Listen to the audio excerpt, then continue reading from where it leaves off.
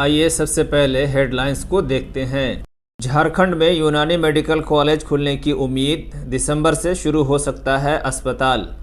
Social media पर घूम रहा है AIAPGET आयुष की काउंसलिंग का प्रोग्राम, निकला फेक।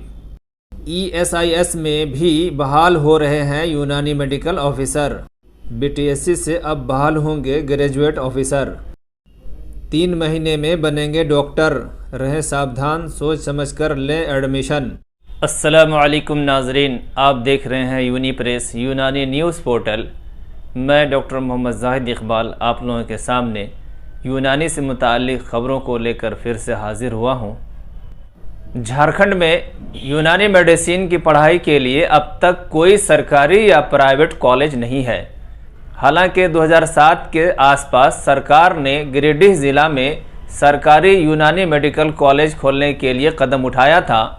उसके लिए ज़मीन दी गई और भवन का निर्माण कराया गया, जिसके बाद बड़े पैमाने पर मेडिकल ऑफिसर की बहाली हुई। साथ ही उस वक्त कॉलेज के लिए फैकल्टी बहाल करने की कार्रवाई की गई, लेकिन वो मुकम्मल ना हो सका।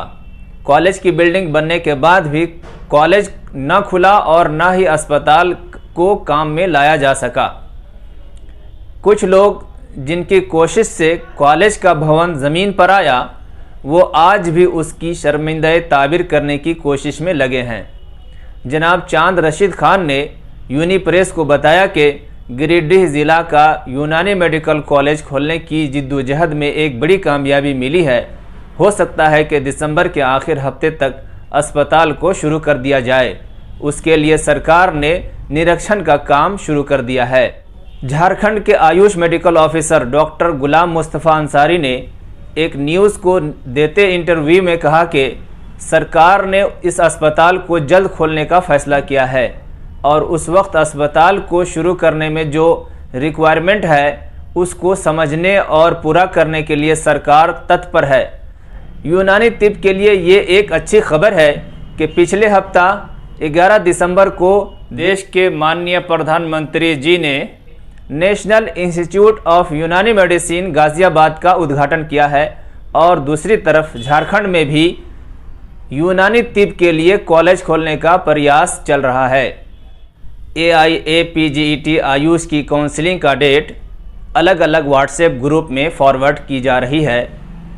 इस शेड्यूल को इस तरह से बनाया गया है कि देखकर ये कहना गलत होगा कि ये फेक है, लेकिन यूनीप्रेस की टीम ने AACCC से जानकारी हासिल कर बताया कि अभी AIAPGET आयुष की काउंसलिंग की शेड्यूल जारी नहीं की गई है, बल्कि ये भी मालूम हुआ कि जनवरी के पहले हफ्ते में ये शेड्यूल जारी किया जाएगा। आयुष सिस्टम में इस तरह की फेक खबरें खूब घूमती रहती हैं, इसलिए सही खबरों को जानने के लिए देखते रहिए यूनीप्रेस।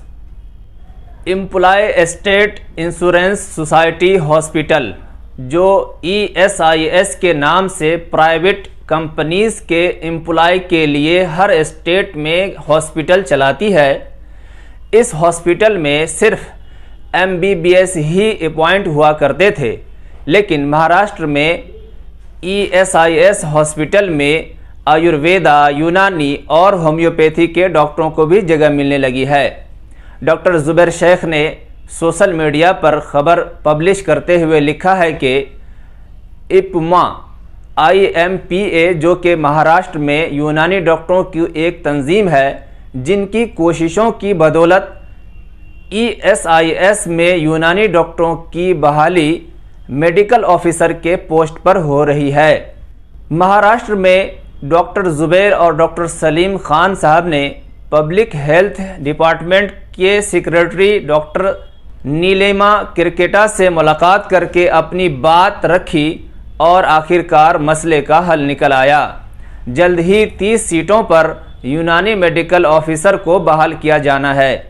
ज़रूरत इस बात की है कि नामो नेहात की बहुत सारी तंजीमें हैं जो इश्तिहार में अपना नाम और फ़ोटो छपवाने का काम साल भर करती रहती है, लेकिन जो काम ज़रूरी है उस पर उनका ध्यान नहीं जाता। तकरीबन हर स्टेट में इसी तरह अगर पोस्ट आएगी तो यूनानी का रीच बढ़ेगा, यूनानी डॉक्टरों को नौकरी मिलेगी और तिब्बे यूनानी की तरक्की होगी। बिहार सरकार ने 2014 में बहाली प्रक्रिया को तेज़ करने के लिए बीपीएससी के अलावा Bihar technical service commission BTSC बनाया था। उसका मकसद ये है कि ज़रूरत के मुताबिक निकलने वाली वैकेंसी में लगने वाली वक्त को कम से कम वक्त में पूरा करना। उसका फ़ायदा भी हुआ। एक साल में एक ही तरह की पोस्ट पर दो बार बहाली निकाल कर पोस्टिंग करा ली जाती है, जैसा कि पिछले दिनों एमबीबीएस की बहाली में देखा गया। इसी तरह से फिजियोथेरेपिस्ट की पोस्ट पर बहाली निकलने के 3 से 4 महीने बाद उसका रिज़ल्ट आ गया और पोस्टिंग करा दी गई। सिर्फ आयुष मेडिकल ऑफिसर की 3270 की पोस्ट ऐसी है जो 2020 में आई थी और आज तक उसकी बहाली न हो सकी।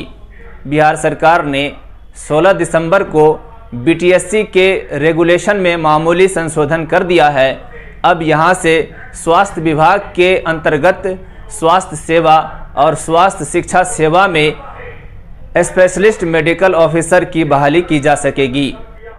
अल खादिम एजुकेशनल एंड चैरिटेबल फाउंडेशन के जानिब से 3 महीने का फ़हमे तिब्बे इस्लामी कोर्स में दाखिले का ऐलान किया गया है। उसके लिए सिर्फ मदारिस के आलिम और फाजिल ही एलिजिबल होंगे। हज़रत मुफ्ती अब्दुल रशीद कासमी साहब कानपुर की सरपरस्ती और मौलाना अमीनुल हक अब्दुल्ला कासमी साहब की निगरानी में ये कोर्स चलाया जा रहा है, जिसमें anatomy, physiology, pathology, PSM, bed side मुफरदात, सैदला और आसान इल्मुल इलाज जैसे टॉपिक पढ़ाए जाएंगे।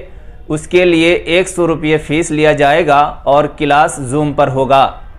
कोर्स मुकम्मल होने के बाद दिल्ली तिब्बी कांग्रेस यूनानी की सर्टिफिकेट दी जाएगी, जिस सर्टिफिकेट के बारे में लिखा गया है कि 100% लीगल है।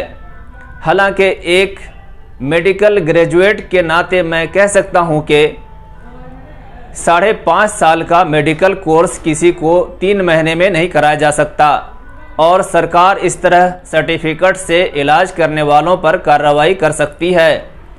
वैसे एडमिशन लेने वाले अपनी समझ से काम लेंगे।